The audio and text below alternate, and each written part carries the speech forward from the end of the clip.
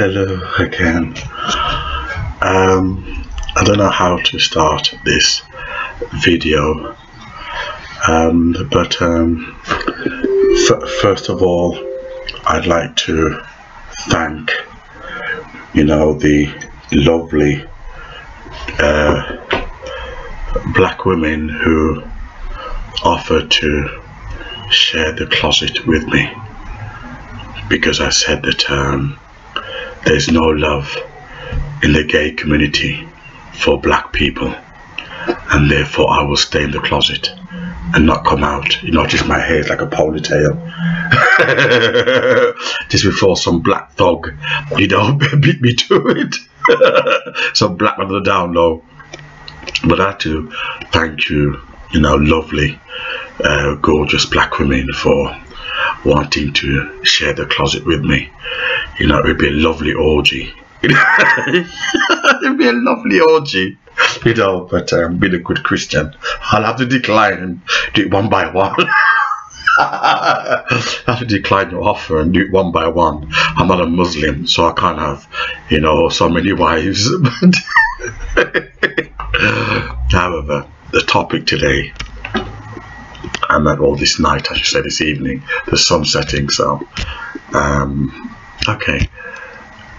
One of my trolls, Black Troll, he did not, obviously he was making a default reference to myself, but he was answering somebody else, a white guy, lovely white guy, his subscriber, and he mentioned to this white guy that black people who live in white areas and are well behaved, this is the word he used and not my words, hence quote, well behaved, he called them coon ass for being well behaved.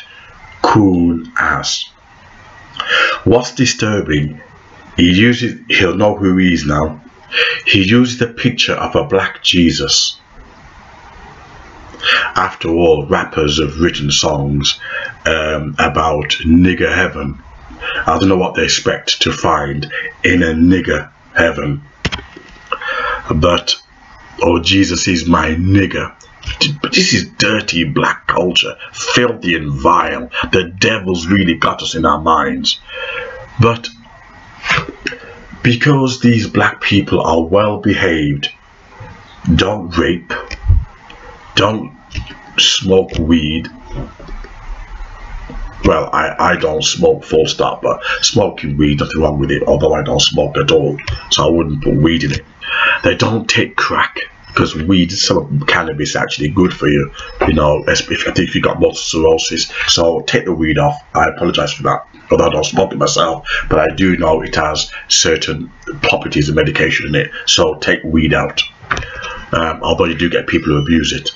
However, so if unless you're smoking crack, you're raping women, and you screwing black women all over the place, impregnating them and being a black man, if you're not doing that, then you're a coon ass. And it's interesting because these Negroes have hijacked this black consciousness, where to make money, to live well, to integrate with positive white people, good white people. I don't mean the KKK or Britain's First or EDL or National Front. Good white people, you're seen as a coon. Now what's interesting, these black men, you see, every black youth that I come across who's studying, I empower them. In fact, I've just finished teaching singing lessons, and I was saying to a white female student who said she doesn't like reading, and I said to her, look, it's very important to read. If you don't read, right, you can allow yourself to be vulnerable, you're not going to have information in which to counteract a political system that is out to change your values, you know, and your conscience and thinking or beliefs. You must read. If you don't read, other people will implant their garbage in your mind. You know, so I'm empowering a woman. Even though I attack feminism in my other videos, I attack feminism, but I'm empowering this 18-year-old girl to read and to research and to empower herself. It's all about balance, right? Just like I will expose white racists, which I've done in my other video. Now I'm exposing black thugs. I expose racist LGBTs, racist lesbians, you know, white lesbians, racist white homosexuals. You know, I'm about truth and balance, right? Now, let's say, for instance, if my if I had a black girlfriend or black wife, does that prevent me from attacking bad black women? If I had a white girlfriend or white wife, does that prevent me from exposing bad white women? This is where people start to put themselves into boxes and justify any kind of wickedness because they're in that box. No. You see, right? Because I live in a white area, all my friends are whites. But you know something? I talk about racism. I talk about LGBT. You know, one of my friends is gay, right? Well, he say he is, but he isn't. He's just confused, right? I talk about everything because if your friends are truly your friends, you could talk about anything, right? Because love fulfills the law. Now, it's interesting because these black thugs are saying that, and they are thugs. They are thugs, trust me on this one. They're not building no business. They're not giving nothing back to the black community, right? They are thugs, right? They're just bitter because they failed, so they want you to go live in a tent like an African. If you live a life like that, they love you for it. They're playing reverse racial cultural psychology. If you're driving a banger, they jerk off to it. They just don't want to see black people doing well. These thugs, these black thugs.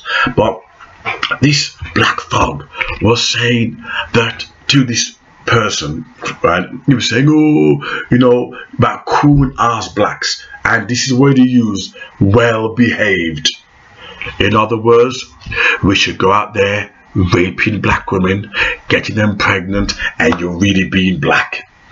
Black on black crime. He must ask me now. He's watching this video. He's my troll, right? And I'll mention his name if he dares comment on this. I'll mention his name. Believe me on this one. He must ask me, what does he mean? Or he must answer a question. What does it mean?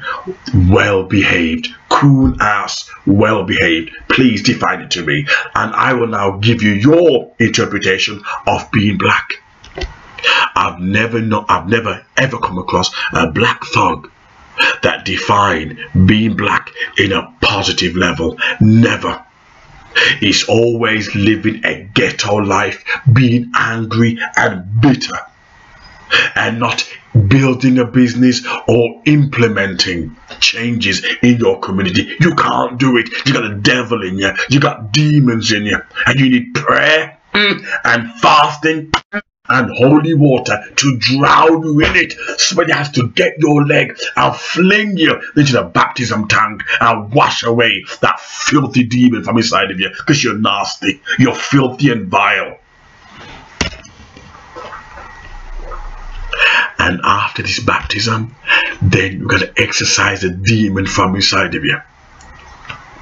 I already explained in my previous videos that, in fact, where did I see this? There's a video I was watching by accident. You know, you get traffic and they suggest videos, and I'm so pleased I'm not the only person that has realized that black people have a serious psychological mental issue.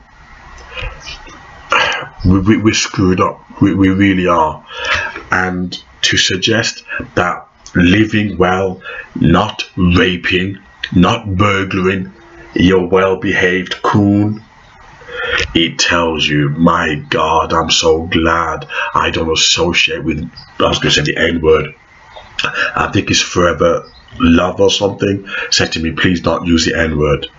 You know, and I'm going to respect this black woman. You know, she's lovely. She's been, you know, she's got my back. You know, just like Odette White has my back. You know, and Jem has my back. You know, and yeah, some black people do act like goddamn niggers. They really do. But even Richard Pryor, towards the end of his life, when he went to Africa, he hated the N-word. He said there were niggers in America, but when he went to Africa, certain part, he saw black people, and he hated niggers, but he loved black people. That was Richard Pryor, you know, in his autobiography, right? But he began to realize there's two different kind of black people, and you've got to, you see, when I saw this black youth studying chemistry in the library on Sunday, I had to run up to him. And I said to him, look, keep your eyes on the prize. Stay away from militant black people. They got nothing to give you.